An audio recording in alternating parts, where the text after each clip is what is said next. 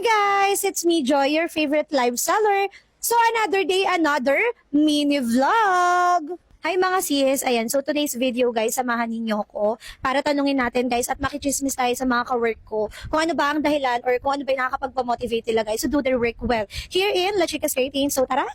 Hi Miss Ivy! So for you po, what makes you motivate to do your work here in La Chica Skating?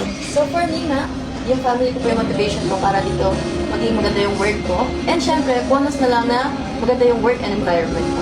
Very good question. Yan. Bukod sa pamilya, masasabi ko mga co-employee ko din.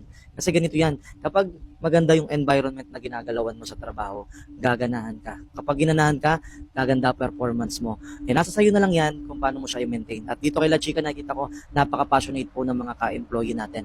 Yan, simula sa apps hanggang sa mga co-employee natin, talagang pangat po yung performance nila. Kaya talagang dapat makipagsabayan ka or maging inspirasyon ka para sa iba. Hi Kuya Baste! Ayan Kuya Baste, may tanong ako sa iyo. For you, anong nakakapagpamotivate sa iyo para mas galingan mo pa sa trabaho mo?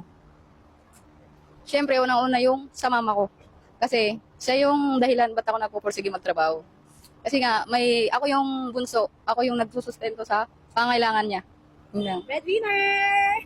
So that's it for today's video mga sisi ko. Napakinggan natin guys kung ano yung mga dahilan kung bakit sila nagsisipag sa pagtrabaho dito sa La Chica Skating Shop. So that's it for today's video mga sisi ko. Bye!